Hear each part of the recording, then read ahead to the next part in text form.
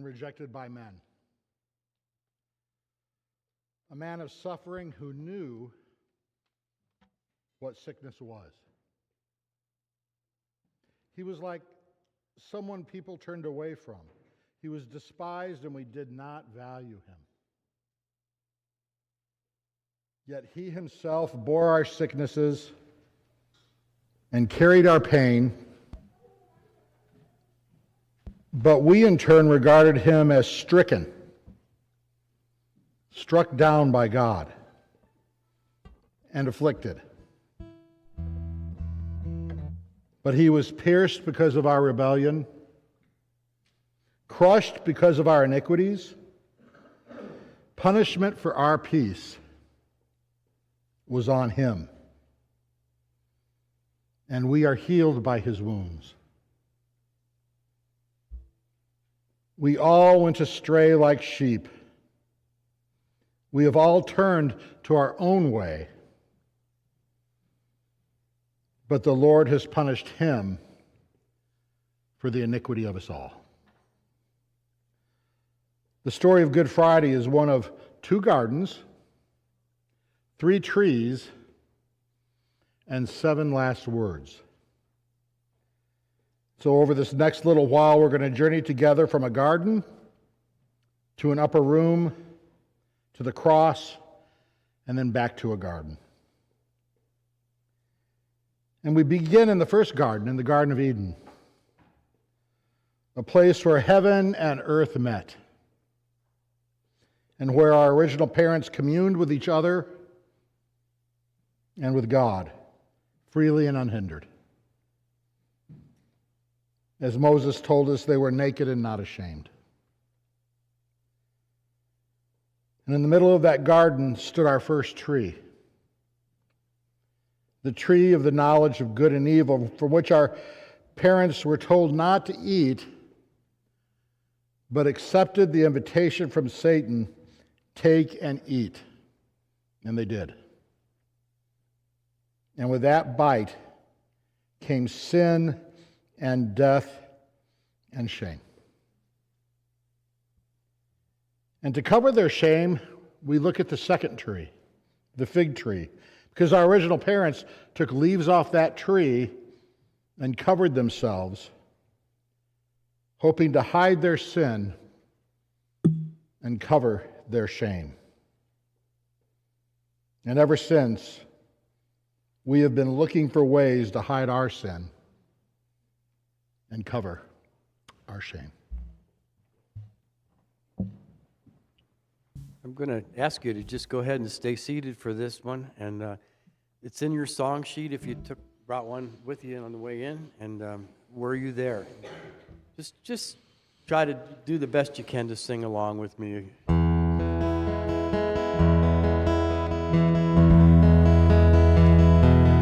Were you there when they crucified my Lord? Were you there when they crucified my Lord?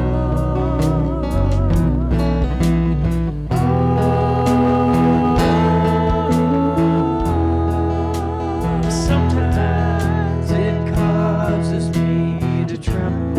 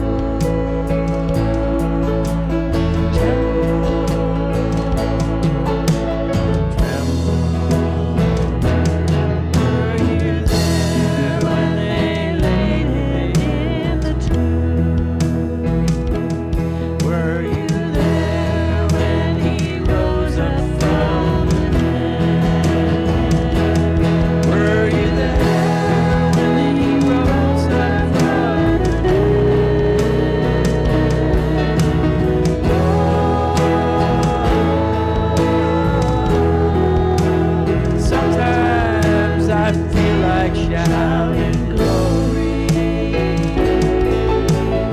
glory, glory. Were you there when he rose up from the dead?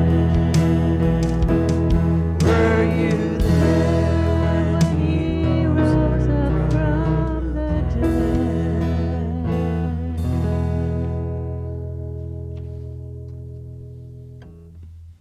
Well, now it's Holy Week, and on Monday, as Jesus takes the journey he would take for the next 4 days from Bethany to Jerusalem and approaches the city, we read in Mark 11:13 that in the distance he saw a fig tree, and it was filled with leaves. And he went up to it to find out if it was bearing any fruit. And because it wasn't bearing any fruit, and it wasn't the season for fruit, he cursed it. And he said, "May no one ever eat fruit from you again." Now later in the day, as they were going back to Bethany, the disciples, as they were walking down the road, saw that the fig tree was now empty, no leaves. The same leaves that our original parents had used to try to cover their sin and hide their shame.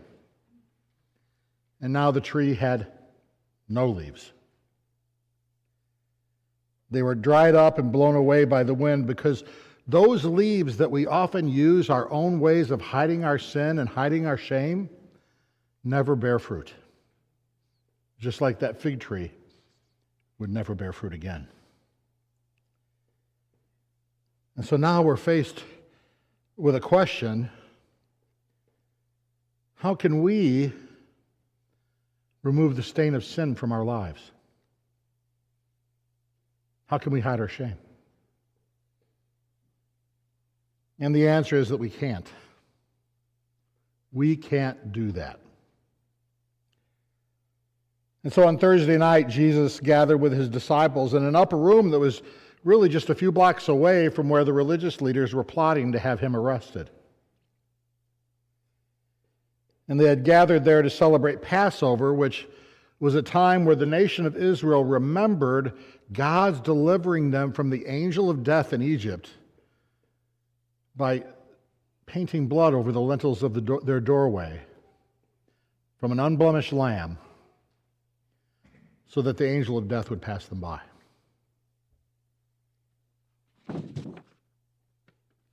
In just a few hours, God would provide a new and better lamb.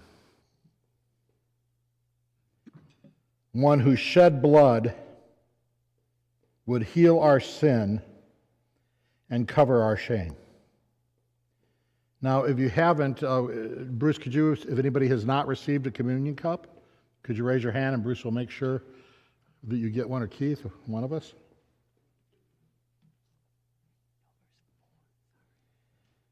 And so remember, when we do this type of communion, to remove the cover from the bread first, not the juice, because if you do that, you'll be visiting a cleaners after we leave here tonight. So do that first.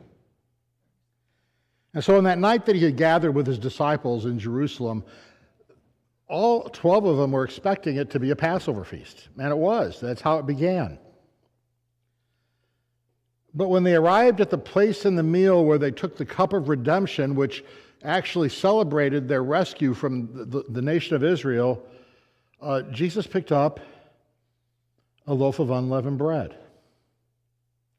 And he began to rip it, and they would have heard that ripping and tearing.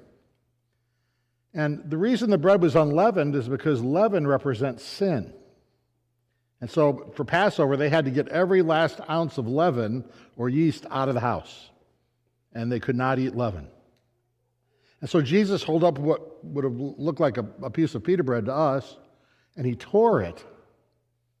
And he said, "This bread of haste is now my body, which will be broken for you for the forgiveness of sins. As often as you eat this bread, Do so in remembrance of me.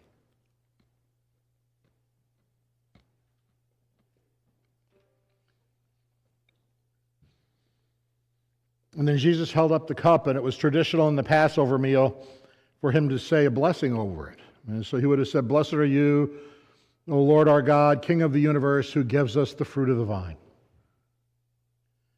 And then he would have lifted up the cup and said to the disciples gathered there, "This cup, which formerly celebrated the blood of the Passover lamb, is now the cup of the new covenant in my blood, which will be shed for you for the forgiveness of sin.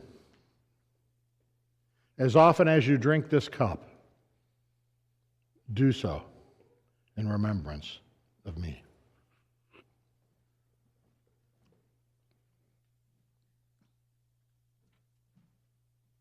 This next song, I'm going to ask you if you'd like to stand to go ahead and stretch your legs. Our copy shows 4 verses for this song, so it's the old rugged cross. I think that a lot of us know them. If you don't see the verse in there, we might just end up singing it anyway.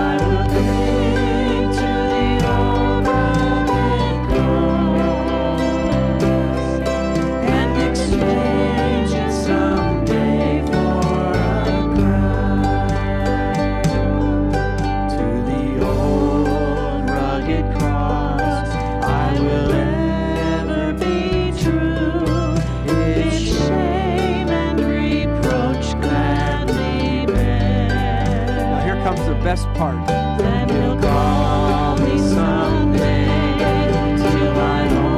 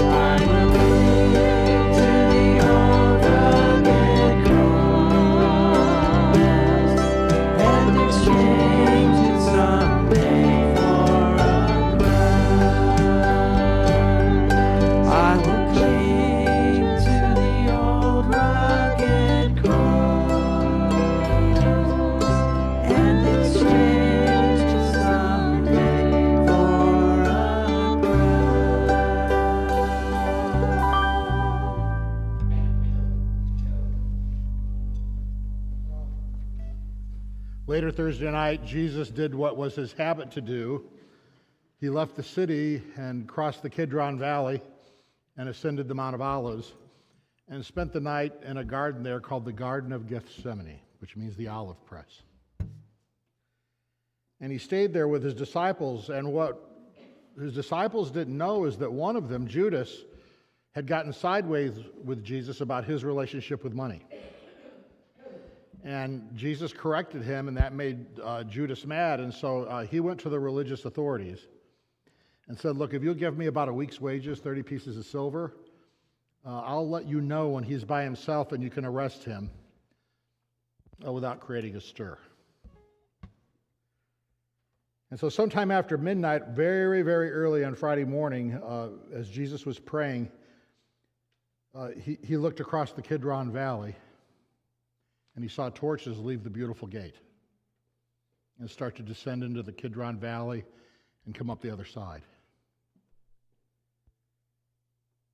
And as they came into the clearing where the disciples were sleeping and Jesus was praying, Judas came out through the crowd and kissed Jesus on the cheek. And Jesus said to him, you betray your master with a kiss.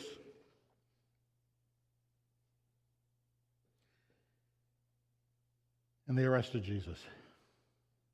And he stood trial before the religious leaders, and then he stood trial before Pilate, who wanted nothing to do with it. He thought it was a religious argument, so he sent him to Herod, King Herod.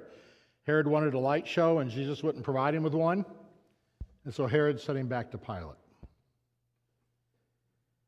And eventually Pilate succumbed to the pressure from the people when he said, behold your king, and they said, we have no king but Caesar. And so Pilate had him beaten once, brought back, said, behold the man.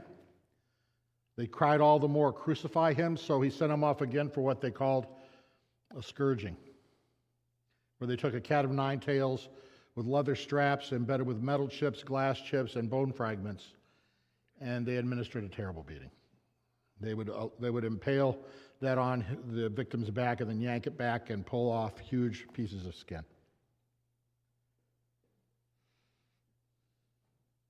And so he is stripped naked, and he is paraded, battered, and bleeding through the streets of Jerusalem in what was a spectator sport. People would have spit on him and yelled at him and cursed him because the goal of crucifixion was to erase someone from memory in the extreme.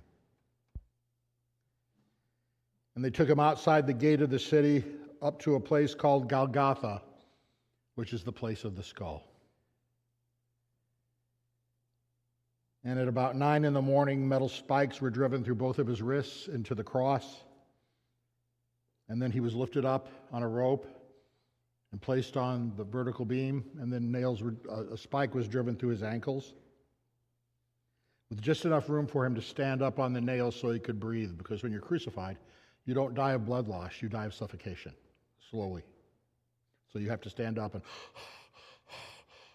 then let yourself back down. And so this went on for 6 agonizing hours. And as he was there, he was mocked by the religious leaders. He was mocked, David told us in the Psalms, by spiritual forces that were there. And during that time, he said 7 final words to them and to us. I'd like to read those 7 words to you, and this is our third tree, the cross, where Jesus will die. So the first word, when they arrived at a place called the Skull, they crucified him there, along with 2 criminals, one on the right and one on the left. And then Jesus said, Father, forgive them, because they know not what they do.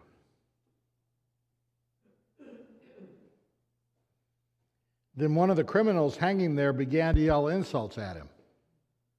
Aren't you the Messiah? Save yourself and us. But the other one answered and corrected him and said, don't you even fear God now, since you are undergoing the correct punishment? We are being punished justly, and we're getting back what we deserve because of the crimes we committed. But this man has done nothing wrong.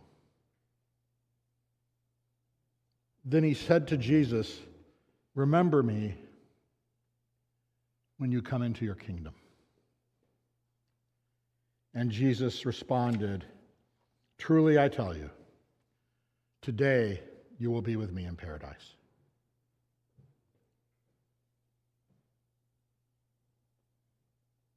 Now, standing by the cross of Jesus was his mother and his mother's sister, Mary, the wife of Clopas, and Mary Magdalene. And when Jesus saw his mother and the disciple he loved, John, standing there, he said, woman, here is your son.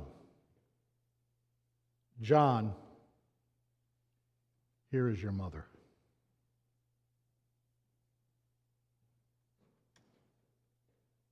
From noon until about 3 in the afternoon, darkness came over the whole land. And at about 3, Jesus cried out in a loud voice, Eli, Eli, lama sabachthani. That is, my God,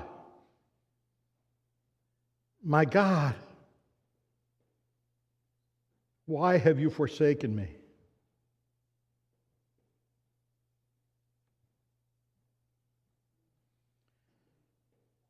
After this,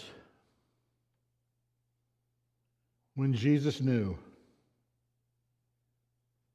that everything was now finished,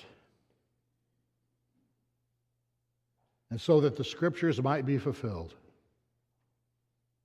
he said, I am thirsty.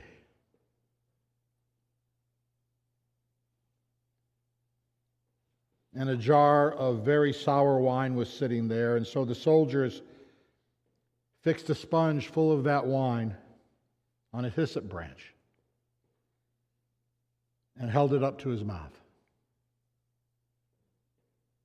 And after Jesus had taken the sour wine, he said, it is finished.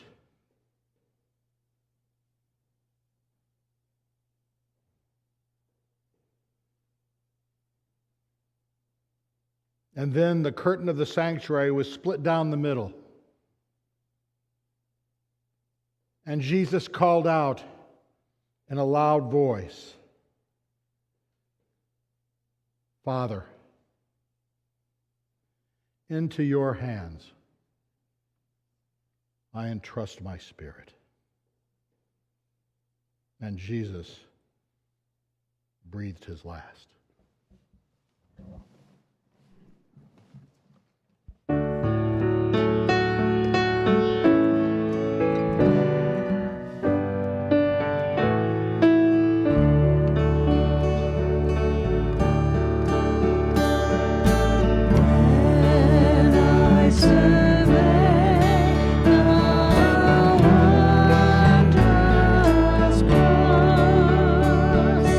On which the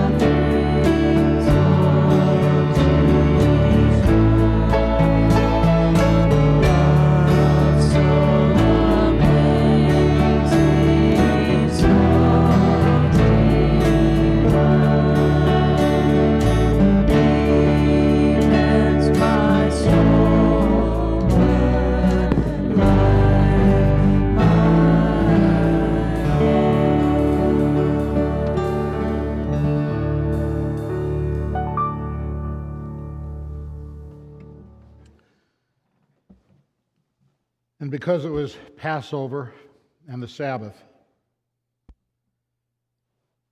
the religious leadership asked the Roman soldiers to break the legs of those who were on the cross so that they would die, and they could remove them before Sabbath began. But when they came to Jesus, they could see that he was already dead, so the Roman centurion took a spear and plunged it into Jesus' side. And John tells us that both water and blood proceeded out from the wound. And so they took Jesus down from the cross, and they wrapped his body in linen cloths and bound it with fragrant spices that was their custom. And they took his body to the second garden, to a tomb that was there, that had never been used. And they placed Jesus there. And they rolled a heavy stone in front of the opening and sealed it with a Roman seal, which could only be broken by the governor under pain of death. And then there was silence. And now the story is over. Well, is it? You'll have to come back Sunday to find out. Now may the Lord bless you and keep you. May the Lord make his face shine on you and be gracious to you. May the Lord lift up his countenance upon you and give you peace. Now go, the sons and daughters of the living Christ.